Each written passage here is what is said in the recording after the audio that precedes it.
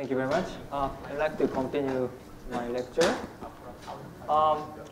Yesterday, so I talked about the how to define entanglement measure, especially the relative entropy in quantum theory. So in the first lecture, so we saw that how to define relative entropy in quantum mechanics, but when you go to quantum theory, so you need some modification.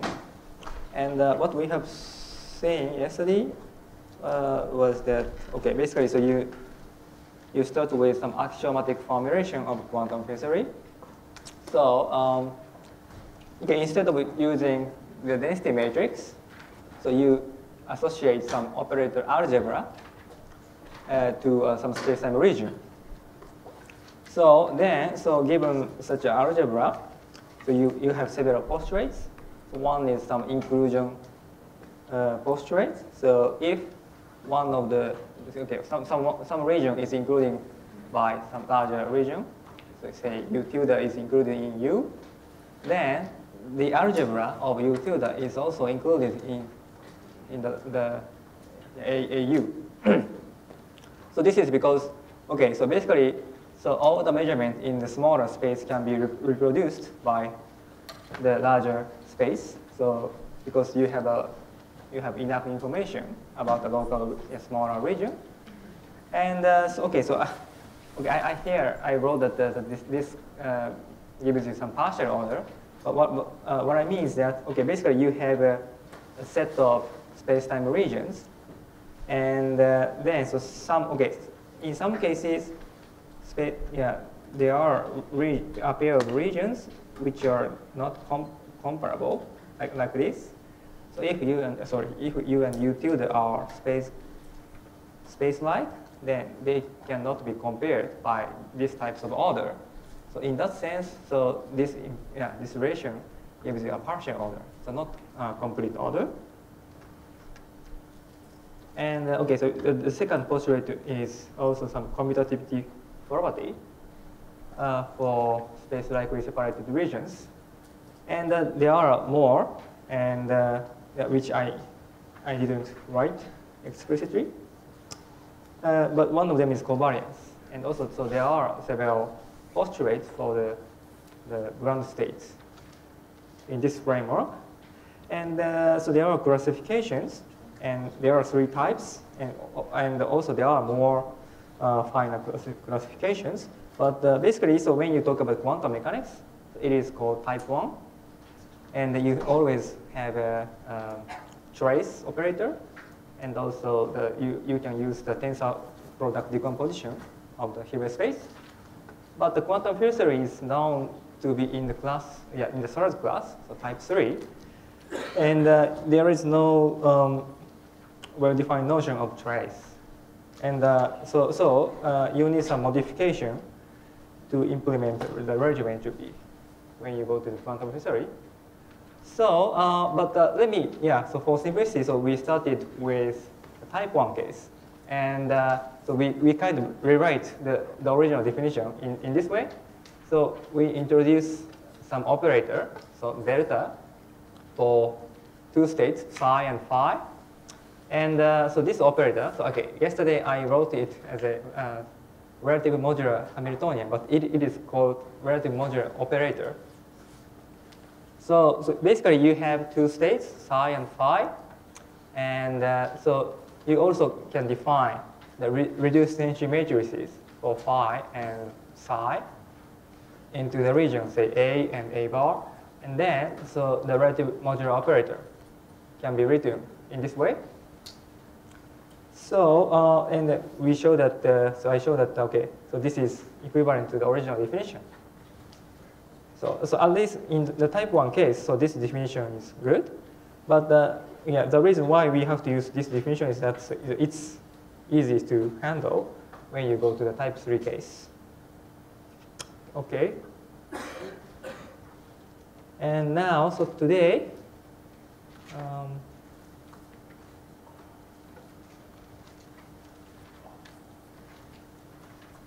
okay, so now, okay, so let's define. Let me see. So now, I'd like to define the modular Hamiltonian, and want to rewrite the modular operator. So modular Hamiltonian is defined as follows. So basically, so given the reduced entropy matrix, then we define the modular Hamiltonian by minus log of the reduced entropy matrix. So this is the definition of the modular Hamiltonian. And so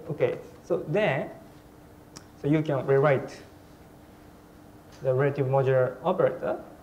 So relative modular operator is rho phi sub a n times rho psi a bar inverse.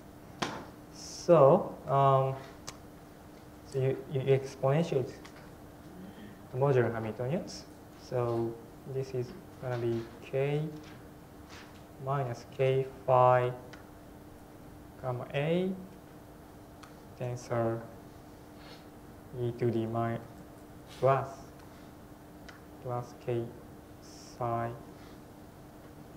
a bar. So, but okay, for simplicity, I want to define new operator. So k hat. Okay, so this notation is very annoying, but okay, so but I couldn't come up with better one. So let me write it in this way. So k hat is with subscript psi slash phi gamma a, and so this k hat. Okay, I write here psi. So k hat with psi slash phi a is defined in this way. So it is basically the modular operator, sorry, modular Hamiltonian for phi tensor the identity operator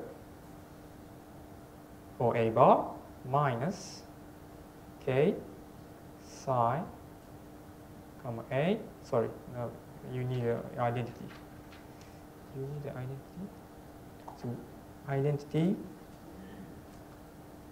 times k psi a. So okay, I'm not sure. So there is a name for this operator, but I'd like to call it full. So yeah, for simplicity, I'd like to call it as full relative modular Hamiltonian.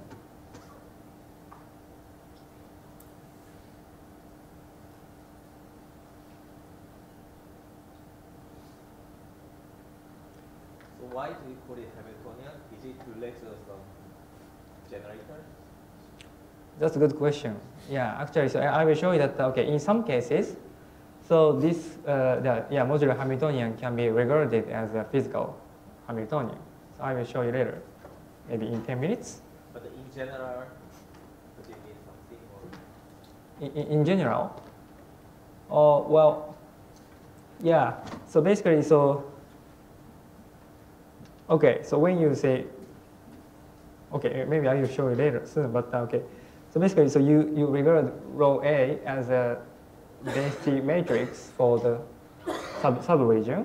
So then, so since so this means that so rho A is equal to e to the minus ka. So if you consider rho A as a density matrix, so ka looks like a Hamiltonian. So that's the reason of the name. But it is usually non-local. So but in special cases, so we have a very concrete expression for the full modular Hamiltonians.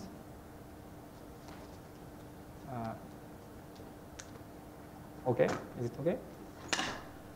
Okay, so now we define the full relative modular Hamiltonian.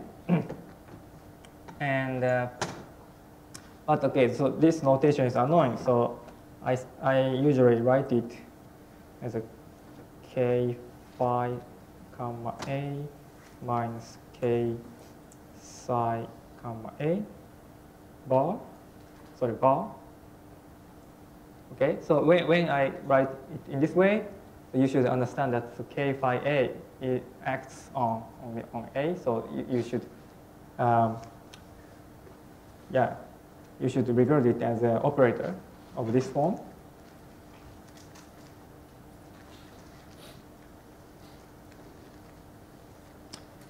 Okay, so the reason why I introduced such an operator is that, okay, once you use the modular Hamiltonian, so then you can rewrite the relative entropy in the following way. So now I'm going to rewrite the relative entropy using the modular Hamiltonian.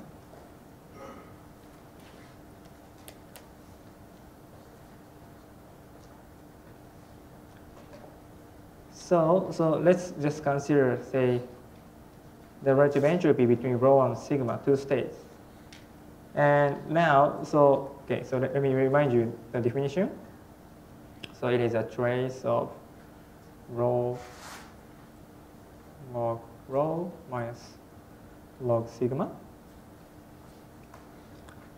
But okay, basically I'm going to rewrite it in this way. So the first term is just a trace rho log rho, and the second term, so I put it here, trace rho log sigma, and here I subtract trace sigma log sigma, and I add trace sigma log sigma here. So then, so it's clear that this part, the first term, is minus the entanglement entropy for rho. Maybe my convention is slightly different from the previous one, but okay. So this is the definition of the entanglement entropy. So this is a plus the entanglement entropy of sigma, or von Neumann entropy. But now I'm going to use the modular Hamiltonian in the second line. So log sigma is minus k sigma. So k sub sigma means that this is a modular Hamiltonian for the density matrix sigma. So this is also given by minus k sigma. So then, it's clear that the first line gives you the difference between the entanglement entropies. This is the first line, and the second line gives you the difference of the modular Hamiltonian.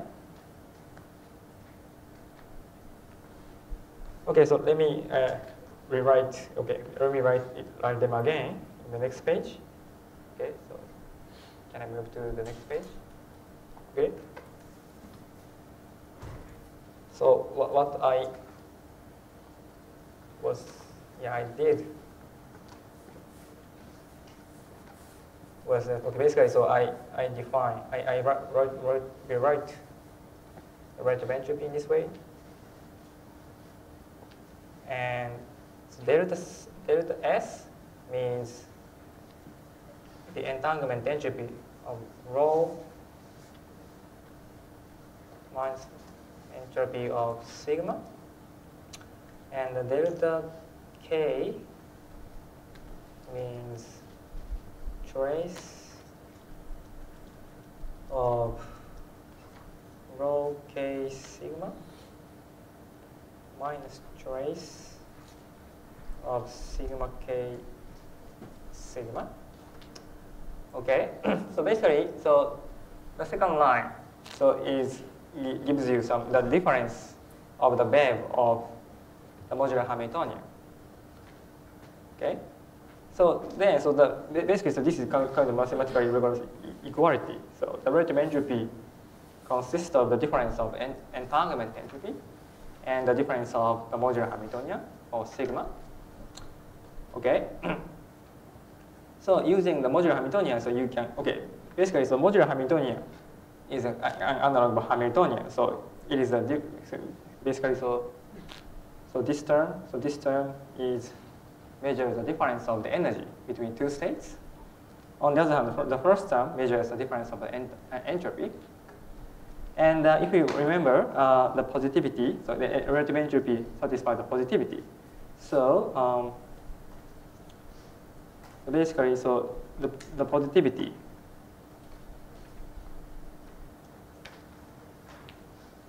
of the relative entropy means that, so positivity means that for any two states, the relative entropy is always negative.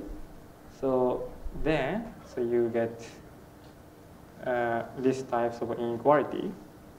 So delta S is always less than or equal to delta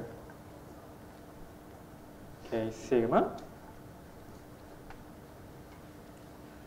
So here at this moment I won't explain it in more detail, but maybe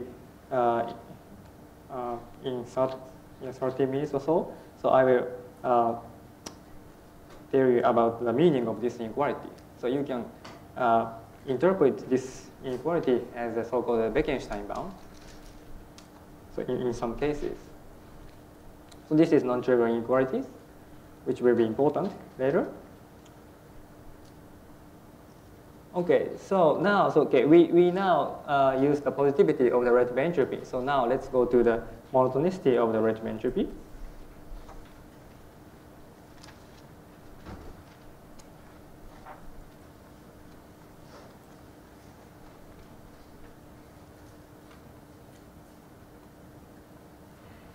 Okay, so basically, so even in type 3 cases, so you can prove that, for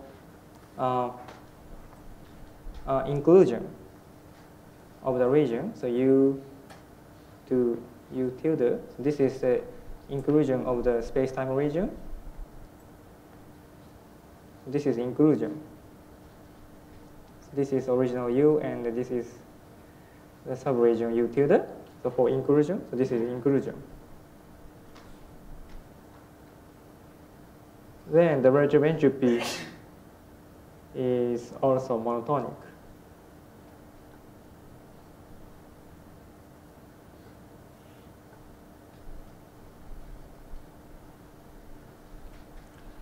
So even in type 3 cases,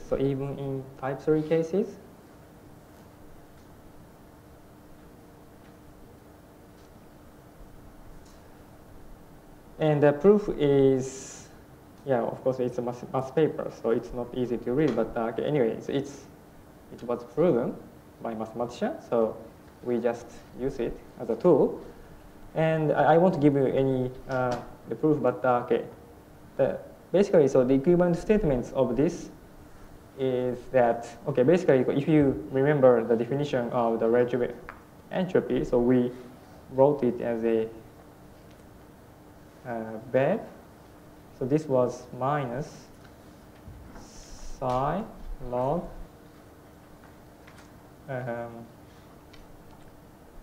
delta psi slash phi and psi. So this inequality means that so this is equivalent to the monotonicity of the relative modular operator. So in order to specify the space-time dependence, I write it as follows. Basically, so the relative modular operator for the region, the restricted region, so U tilde, is greater than that of the region U. So this is the equivalent statement. So in this sense, the relative modular operator is also monotonic. It follows from the, I don't know which one is convex and which one is concave, but maybe concave. so concavity or convexity of log. Basically, log is a monotonic function. So if relative entropy is monotonic, then the operator is also monotonic. Okay? Is it clear? So basically, it's okay. So relative entropy, relative modular operator can be shown to be a monotonic or satisfy this type of inequality. And this is a regular statement, so proved, mathematically rigorously proved. And so the implication of this is that, okay, basically we can rewrite this inequality using the full relative modular Hamiltonian. So the previous inequality is also equivalent to the monotonicity of, sorry, it should be hat psi slash phi. Okay, so now there is no A, but well, sorry, it's pretty annoying convention.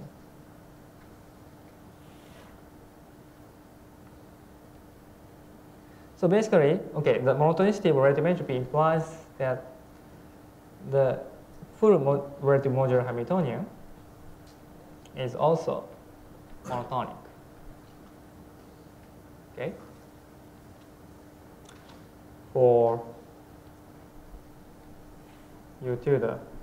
So when U tilde is included in region U, or space-time region U. So what we have seen is basically means that, okay, so there is a partial order.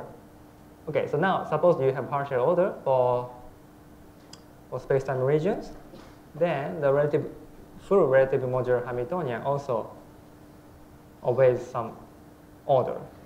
So you have partial order even for the operator, k hat. So this is equivalent statement of the monotonicity of relative entropy. And okay, so this is okay. So this is what we can say in the framework of axiomatic, so AQFT. And but okay, of course, yeah, there are more beautiful theory of Tomita-Takasaki theory. Yeah, and you can prove several non-trivial properties, but I won't go into the detail of that. And now, so I'm going to talk about the path integral formulation. And I will give you some more concrete interpretation of this operator soon. Any question? Yes? What's the meaning of Well, oh, that's a good question. Yes. Okay, good. Okay, when I say, okay, yes, good question. So A, if operator A is greater than, so these are operators.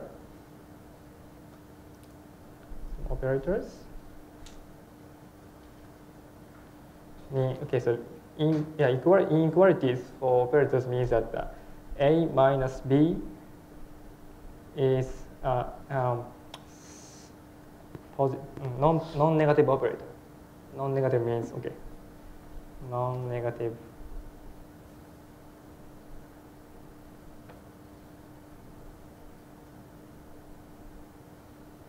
Okay, is it clear?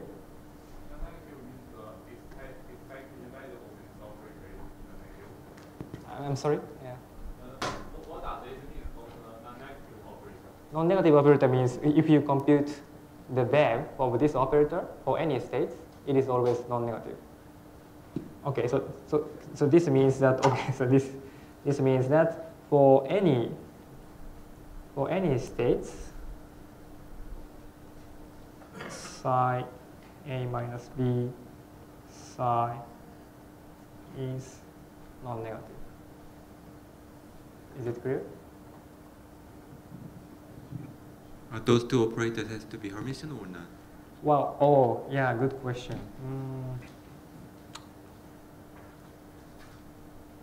I guess in general, yeah, even for non-Hermitian operators, you can argue some non-negativity, I guess. But yeah, but now currently, yeah, I only consider Hermitian case, yeah. So in general, so k hat is a Hermitian operator. So yeah, I should say that, okay, so these are basically Hermitian. So because density matrix is also Hermitian. But the k hat can be negative in general. Okay, it takes a real value. Okay, so I want to finish the abstract argument, and now I want to move on to the Gaussian integral picture, and I'd like to give you more concrete interpretation of these operators. Any question?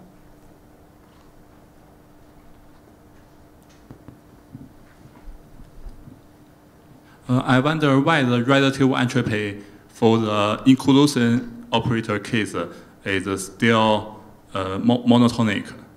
So which operator, sorry? What relative entropy is monotonic. Why? Because according to the Nielsen theorem, and the partial relation is not the same as is not the partial order of the inclusion. Sorry, I don't understand your question. So, so your question is that why the relative entropy is monotonic? Why relative entropy is monotonic? Yeah. Why? Why? What do you mean by why? Okay, basically, so well, it's a fact. I mean, okay, so you define a relative entropy such that it is monotonic under, say, inclusion in this case. But can you prove this based on his expression? Yeah, of course. Yeah. Okay, I thought I mentioned it, but okay. So this monotonicity was proven. Okay, so I should say right. It is proved even in type 3 cases. It's already done by mathematicians. Okay, it's fact. So yeah.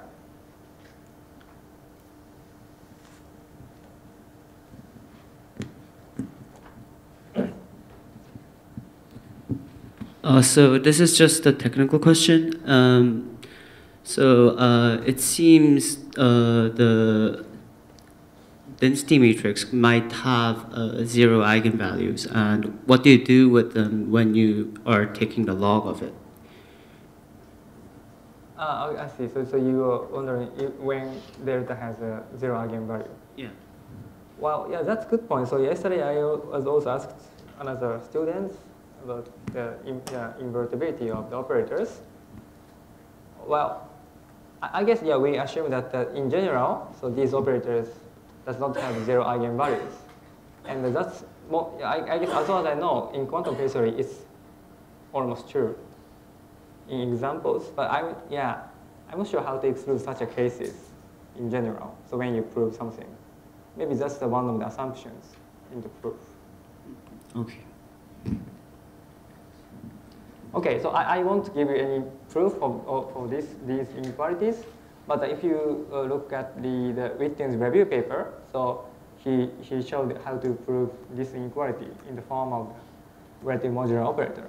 So if you are interested in, please read his review paper. But his proof is only for in finite dimensional case. It's not in type 3 case. So if you really want to understand, the proof, then you should read paper by Araki, so original paper by Araki about relative entropy. Okay. Anyway, so if there is no more question, I'd like to move on to the path integral picture. Any question? Okay. Okay, so these arguments are very abstract, so I'd like to give you more concrete ideas of what's happening.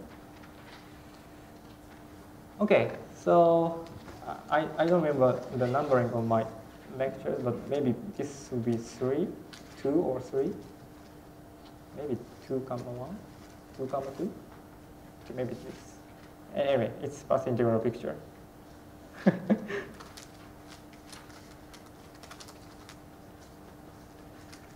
So now, let me move on to the path integral formulation. Maybe some of you already have heard of that. So I'd like to just briefly review what it means. So basically, so when you use the passenger picture, so you need to represent the density matrix using path integral. So, okay, basically, if you want to compute the relative entropy, so you need to represent, say, the relative modular operator in path integral. But okay, so it's possible, but instead of doing that, so let me first give you how to compute the entanglement entropy. So basically, okay, so the reason is as follows. Basically, so the relative entropy, so if you want to compute the relative entropy, so then you need to calculate you need to know the path integral representation of this operator. This operator is given by the reduced density matrices. So once you know how to represent the reduced density matrices in path integral, then you are basically done. So I'd like to first want to give you how to compute. Okay, so now I'm going to give you a. Now, so we will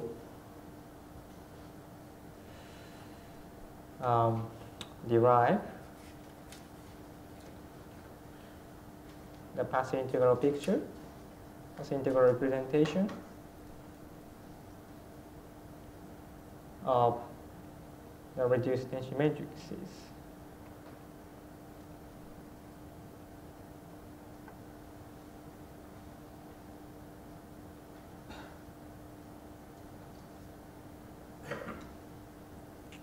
Okay. So, okay, in quantum mechanics, it's clear that okay, so this reduced density matrix is just a matrix, literary matrix. But when you go to the path integral or a field theory, now so you, okay, this is still matrix, but in infinite dimension. So namely, so we will compute the matrix element. So the in QFT.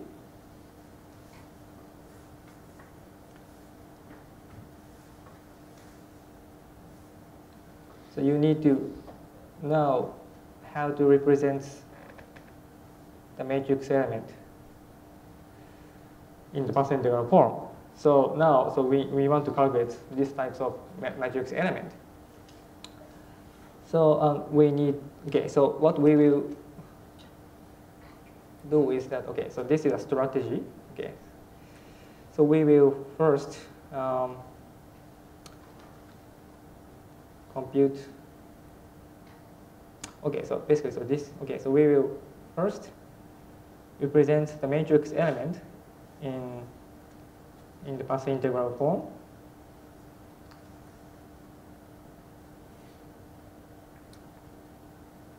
And then, so okay, if you are interested, if you want to compute entanglement entropy, so to compute entanglement entropy, actually, so we will use so-called replica trick. We use replica trick.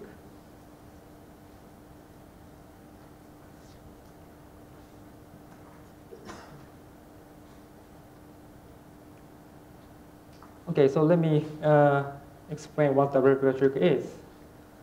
So okay, basically, if you are done with the first part, you are almost done because the second part is very easy. So before that, okay, let me explain what the replica trick is. So replica trick is very, very simple. Basically, you start with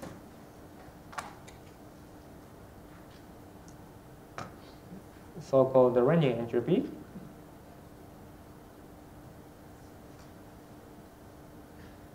By the way, so I didn't introduce Renyi entropy so far, but okay, Renyi entropy is also a nice measure of quantum entanglement. It also satisfies the axioms of entanglement measure.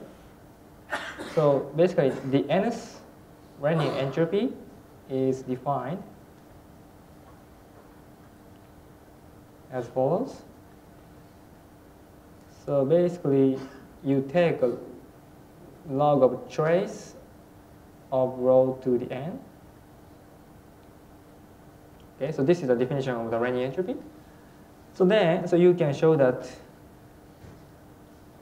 the entanglement entropy can be recovered in n goes to 1 limit.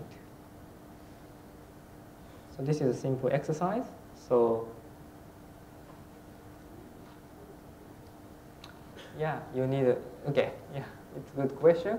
So there are several types of, okay, so basically when you talk about Renyi entropy, so this is a form, but there are other types of entropy which reduces to the entanglement entropy. So it's called, say, Saris entropy.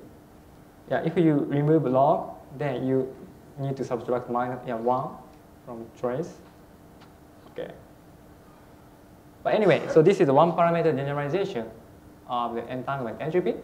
So now, so you do not have log of rho, so it's more easy to handle. Okay, so if you want to compute the entanglement entropy, so you need to evaluate the matrix element of rho times log rho, but log rho is not easy to handle. So instead, you just compute power of a reduced entropy matrix and take n goes to 1 limit. So that's a strategy. Okay, so now let's evaluate the matrix element.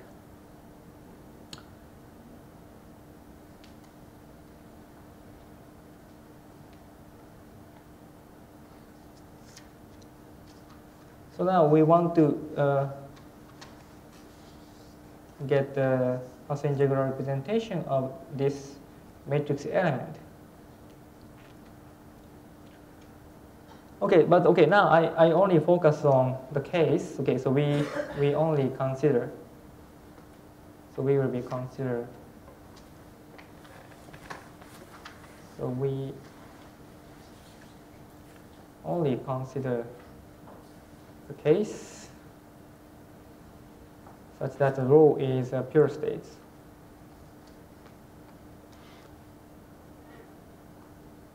Name is the ground state. The ground state is pure.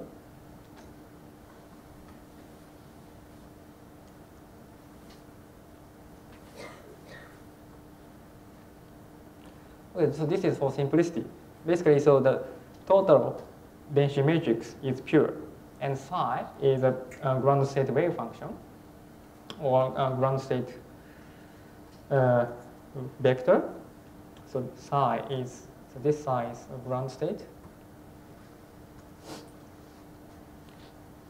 Okay, so probably most of you are familiar with how to represent the ground state wave function in path integral. But let me try to remind you how to get the path integral picture. So so basically, so for any states, say psi, not large psi, but a small psi, with overlap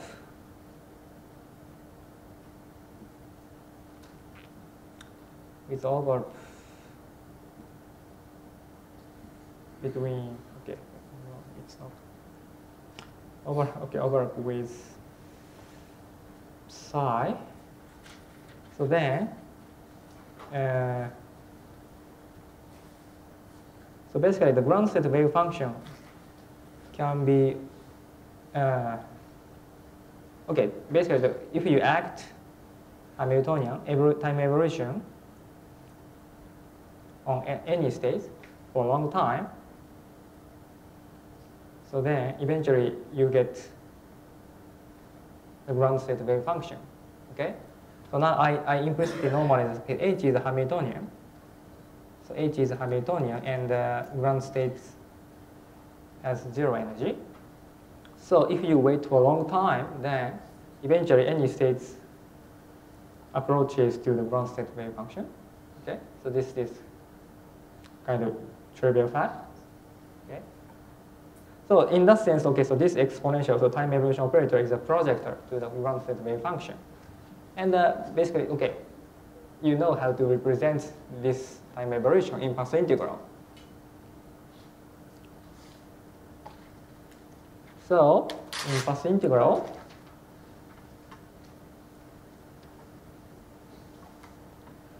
So basically, okay, now we had a wave function vector, but now we want to consider wave functional. Okay, so basically, so you can write it as a psi of phi naught, and phi naught is some boundary condition. Okay, this is an analog of, so this is an analog of wave function in quantum mechanics. This is an analog of that. Okay, so now in quantum mechanics, the wave function depends on position, but in quantum theory, so instead of having coordinates, you have a field configuration. Okay. So then you know how to represent the ground state wave functional in path integral. So basically, so this is path integral over some Euclidean action, and from tau equal to minus infinity to tau equal to 0. But at tau equal to 0, you have boundary condition given by phi naught. So field configuration must be equal to phi naught. Okay. And if you write it in graphical way, so this is tau Euclidean time. So tau is Euclidean time, and this is minus infinity, and this is tau equal to 0. And you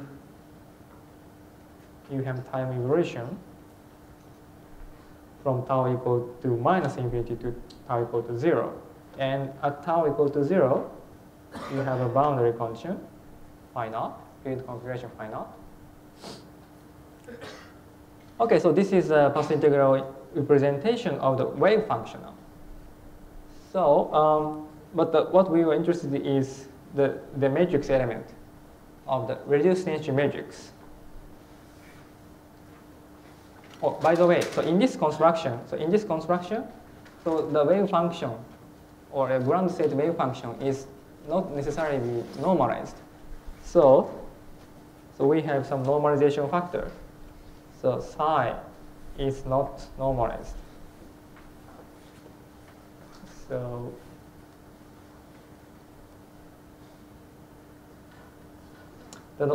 basically the normalization is called the Prussian function. Okay, so this is called Prussian function.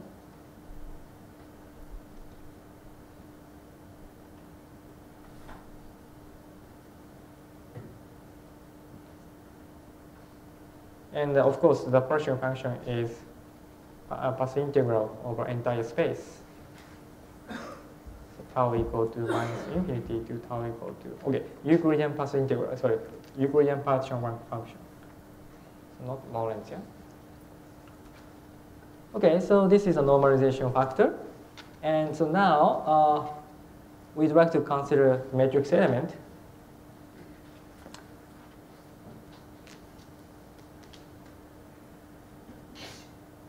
Okay, so can I move to the next page? Yes? Oh, yeah, this is action, Euclidean action. So I, so this I is a Euclidean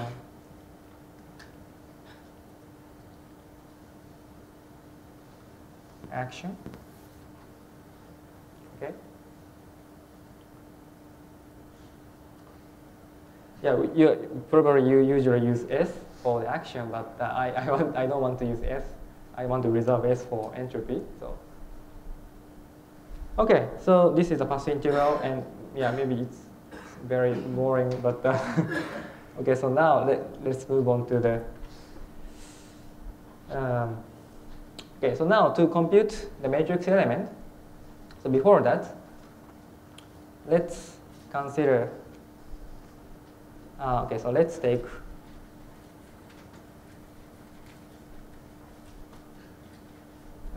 this types of field configuration. So let's consider phi naught takes this field configuration.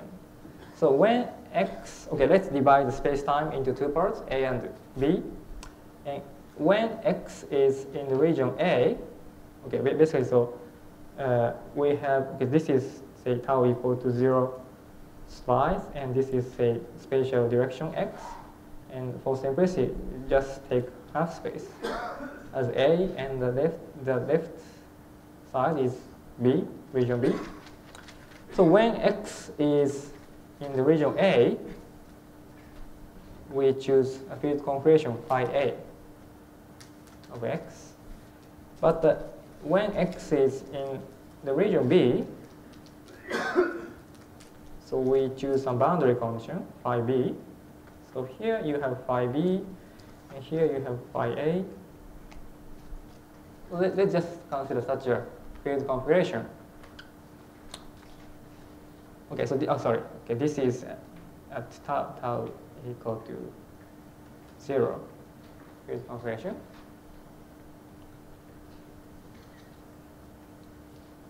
So now, so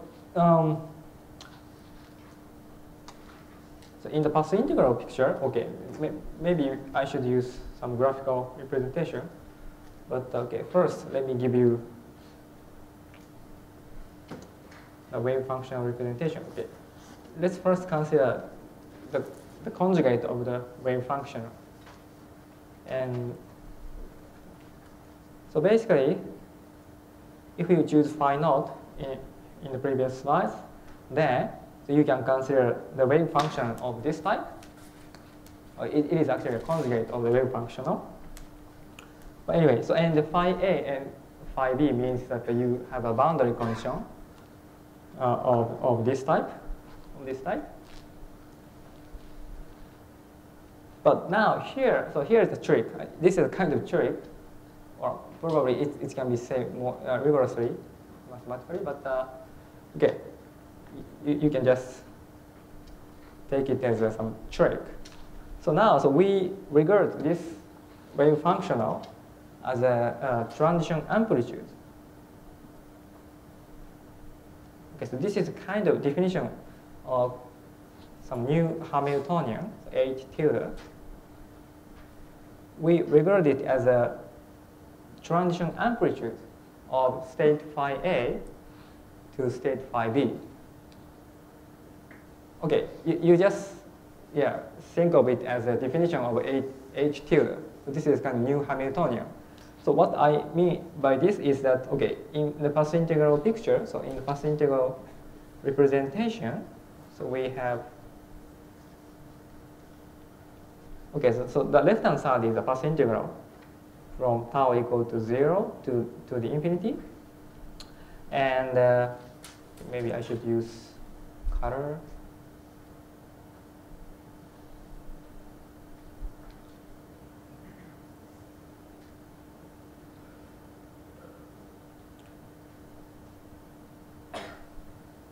So in the blue region, so you have region A, and you have boundary condition phi A, and in the left region, you have region B and boundary condition phi B.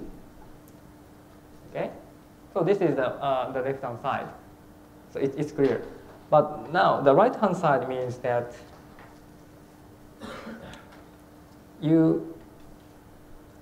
basically you twist this figure like this, and some evolution. Okay, you define some new evolution operator H tilde, so which acts like this. Okay. So this is kind of trick. So basically, okay, I can deform this figure, and now you will get something like this. So this is the region A, and you also have phi A, boundary condition phi A, and you have region B here, and you have boundary condition phi B.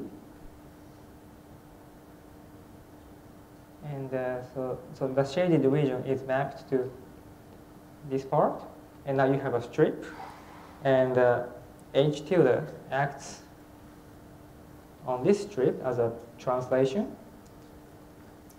So H tilde acts as a translation. And yeah, 1/2 is just a convention. So, okay, so this is the meaning of H tilde. So H tilde is a new Hamiltonian or new generator, so which rotates your space-time in this way. But this is kind of formal definition.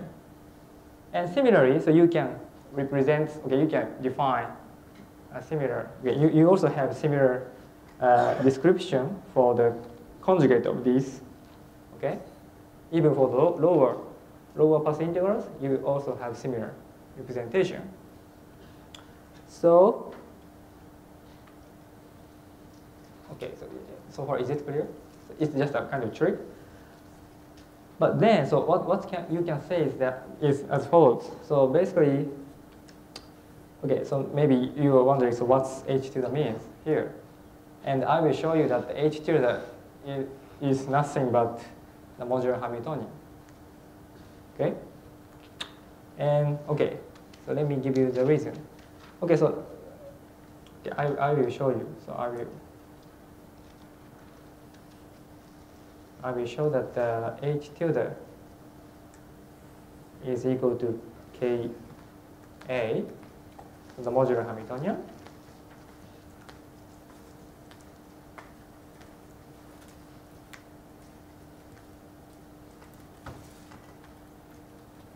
Actually, plus some constant term. Okay, so I will show you this relation. But to this end, okay, so to this end, so we evaluate the wave of some local operator. So OA is an operator localized in the region A. You can evaluate it in two ways. So of course you can use, okay, so this is nothing but, this is basically, this is a wave. So you can evaluate it using vacuum wave function. But if you remember, so the vacuum wave function is not normalized. So you need to divide it by the partial function z. On the other hand, so the wave can be calculated by using the reduced energy matrix. Okay? So you have two expressions. So I'm going to show you, okay, I'm going to calculate the wave using vacuum wave function. And I will show you that it takes a similar form as the reduced energy matrix. So that's the strategy, okay?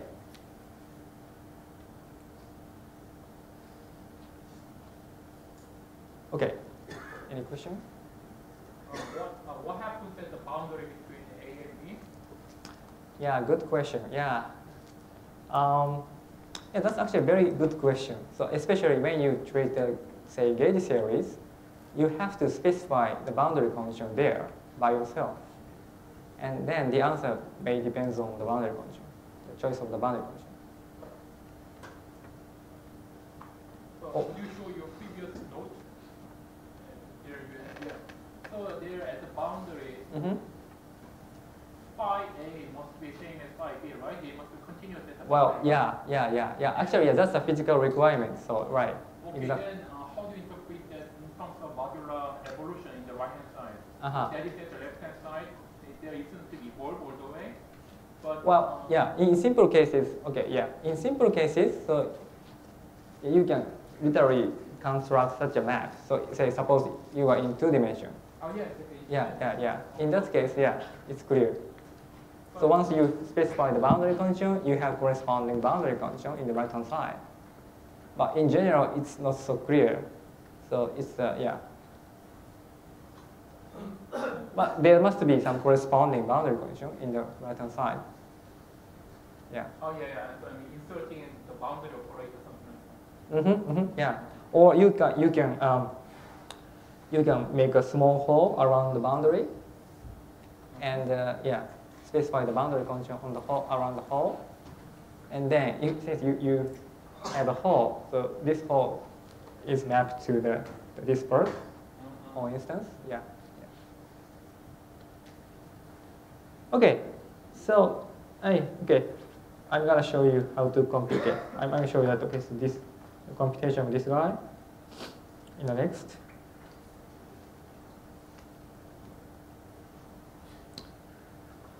Okay, so let's evaluate the web of the operator. Well, this is kind of easy exercise, though. So, yeah. Okay, let me just sketch how it works. So basically, so you insert the orthonormal basis here and here. So you insert identity operator 1, but it's an orthonormal basis. So you have, okay, in the percent interval, this is very annoying. But okay, you have major factor and you have phi A, phi B here, and you have, okay, this is nothing but the identity. And on the right of operator A, so OA, so you have phi A prime, phi B prime times phi A prime, phi B prime. Okay. So now, okay, so since we introduced new Hamiltonian H tilde, so you can rewrite these two using H tilde. So basically, so you write them as, okay, maybe I should use some color. So this guy, so I don't remember my notation, sorry, so let me see. I think, yeah, okay, so this one becomes phi B, okay, E minus H tilde half phi A, and the other one becomes phi A prime E to the minus H tilde half phi B prime, okay? And then, okay, there is one more trick. This is a important trick. So since OA, so operator OA, is localized in the region A, so this part is equivalent to the overlap of phi B and phi B prime times phi A OA phi A prime, okay, because it is localized in the region A. But okay, so this guy is of course a delta function. Okay, if you use the orthonormal basis, of course. Then so this, okay, this term gives you delta function, and then so you just rewrite these expressions. Okay, this is easy exercise, so I do not demonstrate it here, but you can convince yourself that, okay, in the end of the day, so you get this one.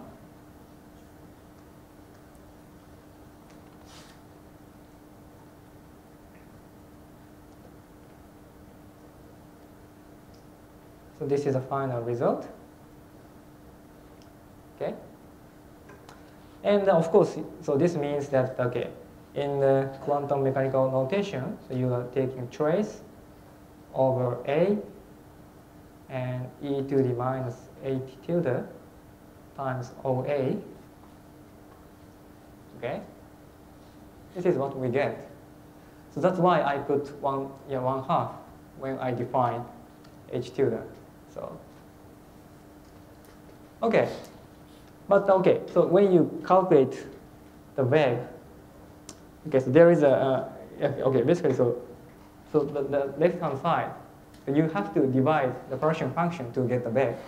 So that's the constant factor you get. So okay, finally, so what you get is that, okay, so finally, so comparing two expressions.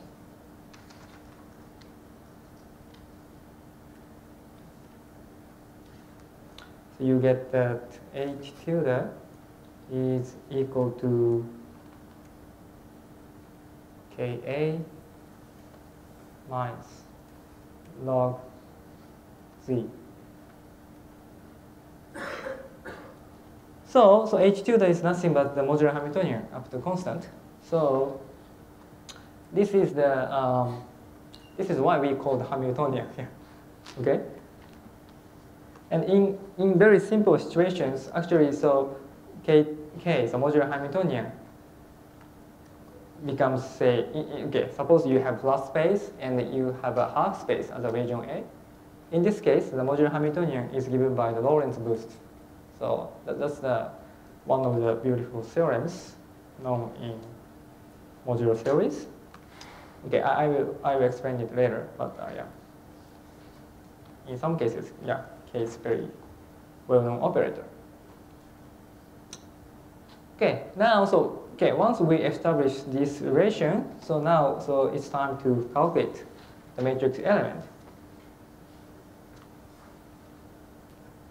Okay, of course, yeah, you can do it in several ways, but if you want to use the graphic representation, okay, so basically, so we are interested in matrix element, phi A, rho A, and phi A prime, but this is a transition amplitude.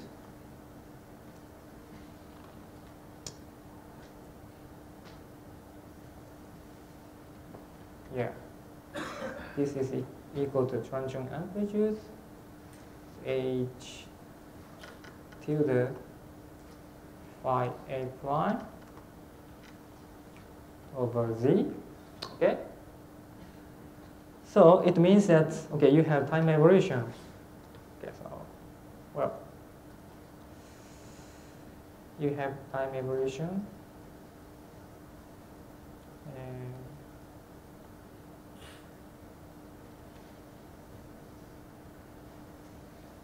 let me use a color. So here you have boundary condition phi A prime, and in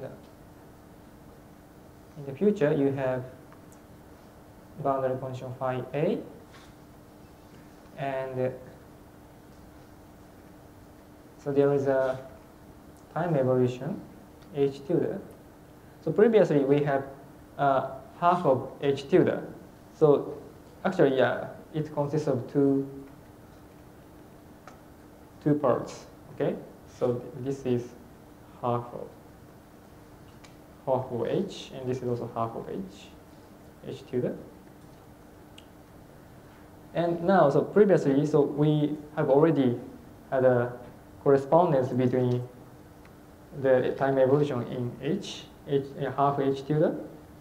So okay, if you remember, okay, so this is a graphical representation of this relation. So you use this relation. So then, so what you get is that this is tau direction, and now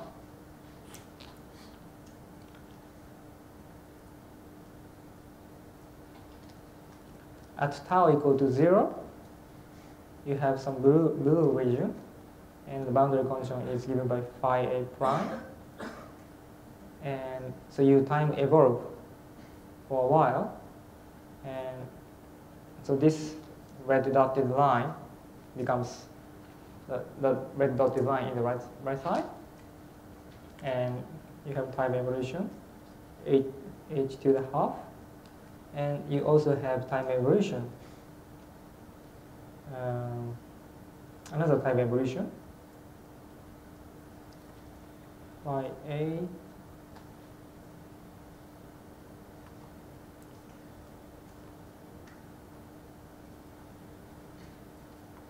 Okay. So in the path integral picture, so if you go back to the path integral picture, so this is the shaded region, so which is path integrated. So you have path integral over entire Euclidean space, but you have a cut along the region A. So this is the region X, and okay, so this is the half region A. So this is a region A. Okay. So now you have a path integral representation of the matrix element. So basically, so you have path integral, but you have a cut along the region A at tau equal to 0. So this is tau equal to 0 times twice. And you have two boundary functions, phi a prime and phi a. Okay? Is it clear? So now, okay, for some technical reason, I just consider the half space. But of course, this argument is general enough, so you can consider the arbitrary shape as a region A. Okay? So, okay, very good. So now let's calculate the Renyi entropy.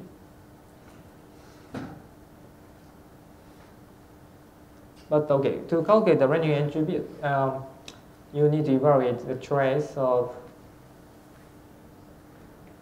rho to the n. Okay, but this is easy because we have already have a path integral representation of the matrix element. Okay, but basically it's okay. Let me give you one intuitive representation of this guy. So this guy actually turns out to be, of course, so by definition, so this you can rewrite it as so using the modular Hamiltonian. So this is e to the minus n times ka. But okay, using the relation between h tilde and k, so you have something like this, e to the minus n h tilde, and we want to call this guy, this is nothing but the partial function at finite temperature, so I want to call it as Zn, and Zn is, okay, roughly speaking, okay, so this is a partial function. Okay, I should say kind of thermal partial function for the Hamiltonian. So okay, so this is not a real Hamiltonian.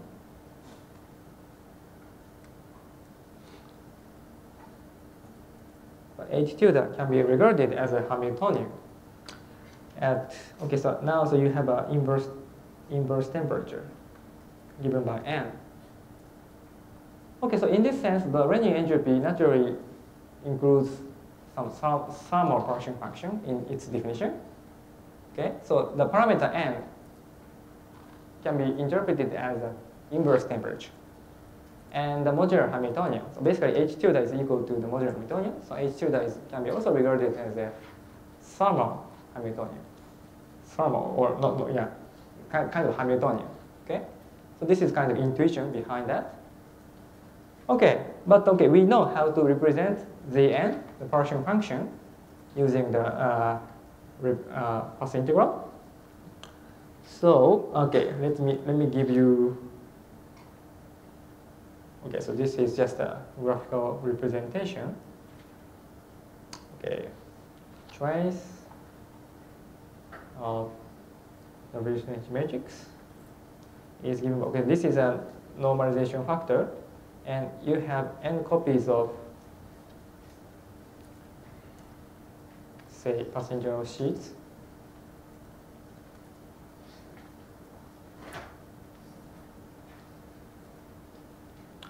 Yeah, sorry, so my figure is not so good, but now you can imagine what's going on here. So you have n copies,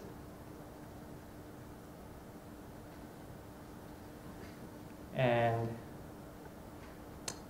let's see. Okay, so now you are gluing n copies of the reducing matrix elements.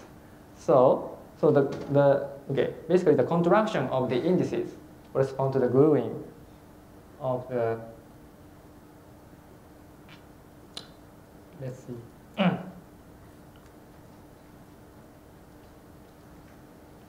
So gluing of the, say in this figure, the Riemann surfaces. So, okay, so basically in the first sheet, so you have two indices labeled by, okay, now I put blue color. Okay, so the blue color is one index of the matrix element. And now you contract the index with the second matrix element, so which corresponds to the second sheet. So now, so you have a blue color on the upper cut, okay, upper line in the second sheet, and you can repeat the same thing for the others, and then finally, so in the nth copy, so you glue this part, so this part and this part are glued.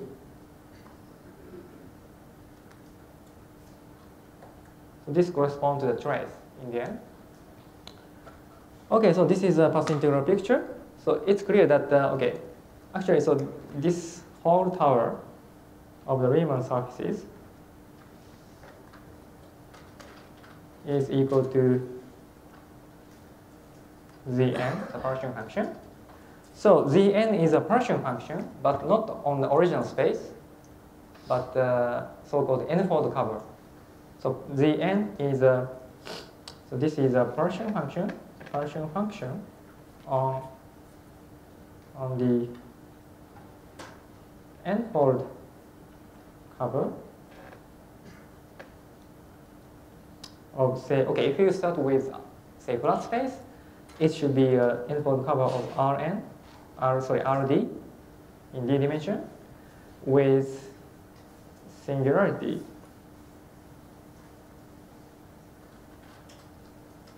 And you can guess that where the singularity is. So basically, in this figure, so there must be a singularity at the origin. Okay, but this origin is actually, I want to have some light color. Okay, so here, so this point is singular, and this red point is the boundary of the region A. So you have a singularity. In general, you have a codimension to singularity at sigma. Okay? So now, since this figure is just in 2 dimensions, you have a point-like singularity. But if you go to the higher dimension, in general, you have a codimension to singularity. Okay? Can I skip up? Yes? Okay, sigma is the genus or not?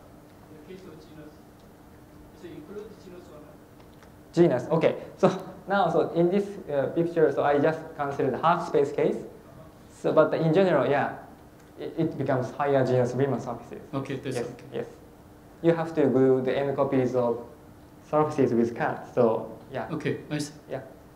Thank you. Okay, any question? Okay, maybe I have 5 minutes. Also, 5 minutes. Okay. Any question? Okay. Okay, so since I don't have enough time to move on to the next topic, so let me briefly give you. Okay, maybe yeah, this is. Okay, I told you that the modular Hamiltonian has a nice interpretation as a Lorentz boost. Okay, it is known as a theorem, indeed. Okay, let me comment on that and before I finish my talk today. Okay, so now, so it is known as a Bisognan-Wichmann theorem.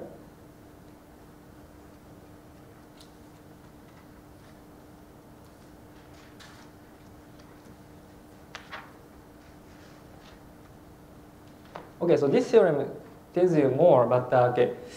one thing it says is that basically, so it says that when you consider a half space,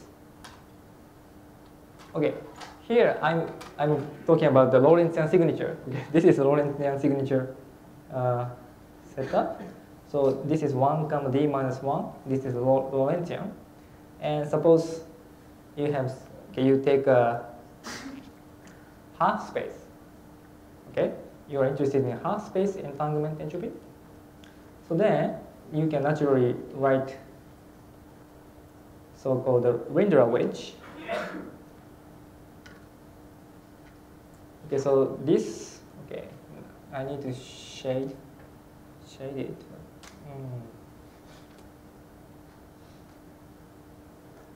So this region is called the right Rindler wedge.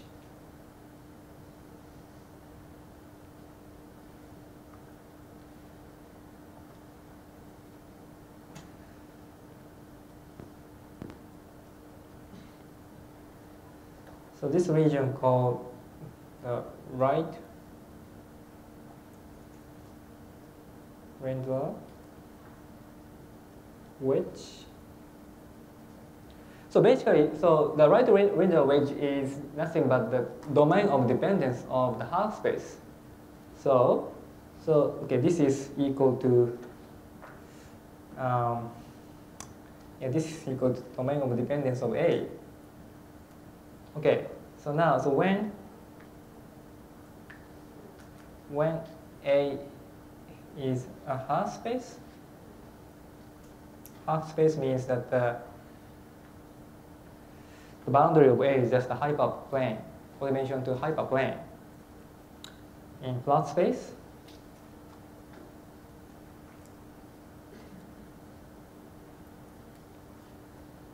Ka, so modular Hamiltonian, is a Lorentz boost.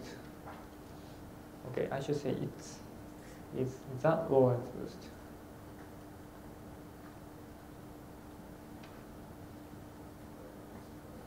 So Lorentz boost acting on the Rindler wedge. So you have Lorentz boost acting on the Rindler wedge. So K is nothing but the Lorentz boost in this case. So this is a very beautiful theorem.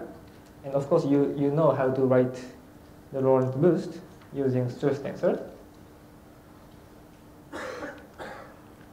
Okay, maybe it depends on your convention, but probably so this is right convention. So basically, okay, so now, so the horizontal axis is x1, so one of the spatial coordinates. So then, so you have an integral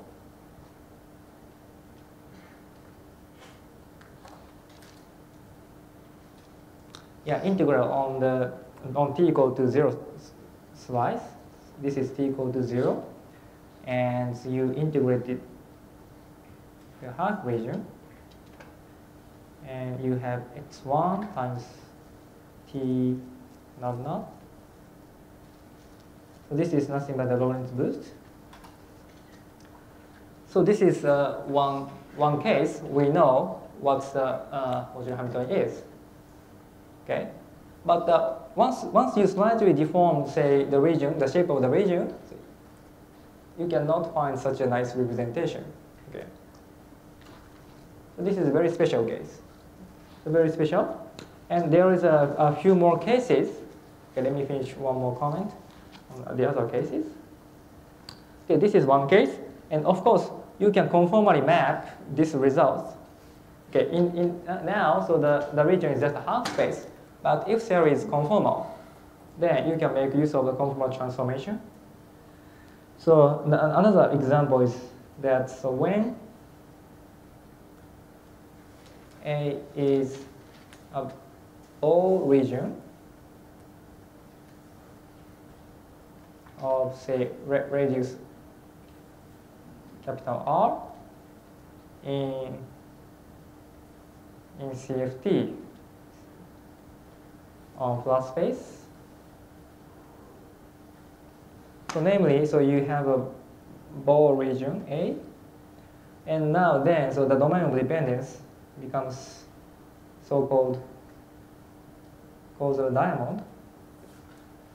So now, so I hope you can imagine the causal diamond. Okay, so this is the domain of dependence. In this case, so modular Hamiltonian also acts on the causal diamond. So these are the action of the modular Hamiltonian. And of course, you can conformally transform the previous Lorentz boost, and you end up with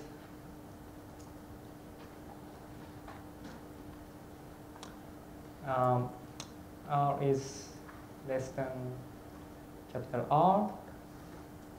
Okay, of course, again, so you take a time slice, and the integration is on some time slice.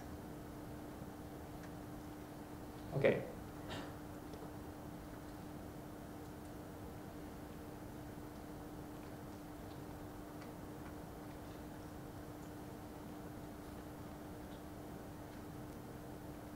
Okay, so this is the another case.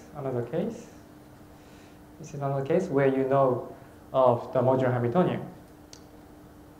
Okay, so tomorrow also I will talk about more about the modular Hamiltonian, and probably I will talk about the applications of inequalities of relative entropies, more physical applications, and also I want to talk about the C theorem as nice applications. Okay, thank you very much. Okay, do you have any questions, comments? Yeah, okay. How can we connect the modular Hamiltonian between Lorentz time and Euclidean time? Sorry, what's your question? In Lorentzian time? Okay. Yeah. How you get this you here you calculate the modular Hamiltonian in the Lorentzian time, right? Oh, I see. Good. Yeah. Previously, you calculate the modular Hamiltonian in the Euclidean time. How to connect them? Yeah, good question. Good question. Right. Yeah. Thank you. Actually, in Euclidean signature, if you have a half space in this way, then the modular Hamiltonian is nothing but just a rotation. Yeah. So you can rotate it into the Lorentzian signature. Then rotation corresponds to the Lorentz boost. Yeah. Yeah. Oh. Okay. Okay. Yeah.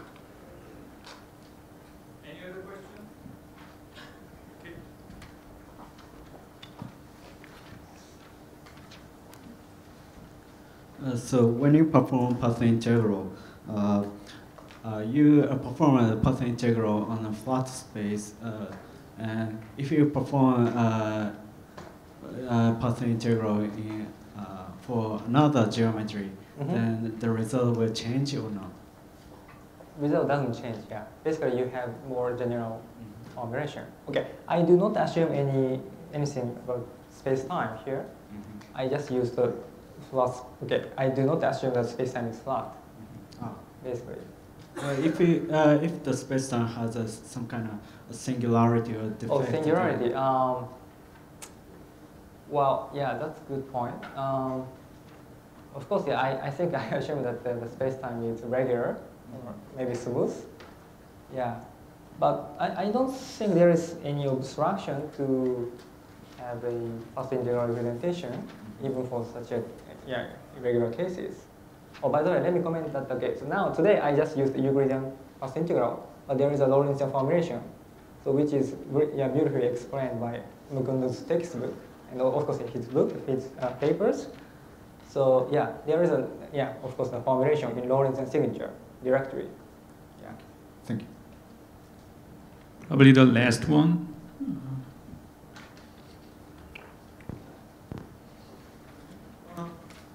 Comment about some importance of monotonicity over relative entropy. Importance. In practice, yeah, you have many nice applications, yeah. But are you asking about the more fundamental aspects of the monotonicity? What it generally means. What generally means? So what it leads to? Well, what it means is that, okay, basically, when you restrict your observation in smaller spaces, smaller region, then you have less resolution for distinguishing two states.